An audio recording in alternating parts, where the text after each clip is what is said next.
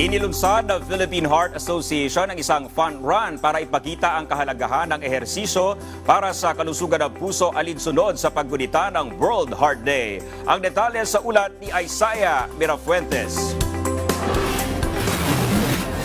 Ngayong ginugunita ang World Heart Day, ang Philippine Heart Association ay bumuo ng programa kaisa ang mga doktor ng puso sa iba't ibang panig ng bansa. Sa pamamagitan ng fun run, nais nilang maipakita sa taong bayan ang kahalagahan ng pag-eehersisyo sa kalusugan ng ating puso.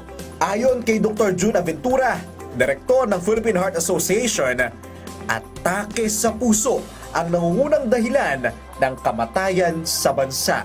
Siyempre because of the bad vices, the bad food that we eat and lack of exercise, yan marami tayong nagkakaroon ng problema ng mga sa puso.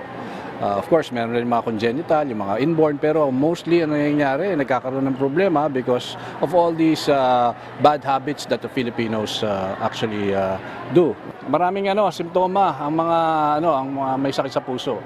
Unang-una parang mas mahirap mas madaling mapagod, mahirap huminga, may kabog sa puso, yung mga ganyan. Kailangan magpa-check na kagad sila. Alam naman siguro ng mga tao na pagka maraming pagkain na masama o kaya nag-smoke o kaya hindi nag-exercise, prone talaga. Lalo na kung medyo tabain tayo at hindi batak. Sa Pilipinas, mayroon tayong 2,400 registered cardiologist. Ayon kay Dr. Aventura, kulang ito dahil ayon sa pag-aaral, nasa 80,000 na doktor pa ang kinakailangan. Pero posible na nating mabot ang kakulangang ito dahil may mga paaralan na para dito. Maliban sa fun run, nagsagawa rin sila ng libreng physical check-up para sa mga dumalo.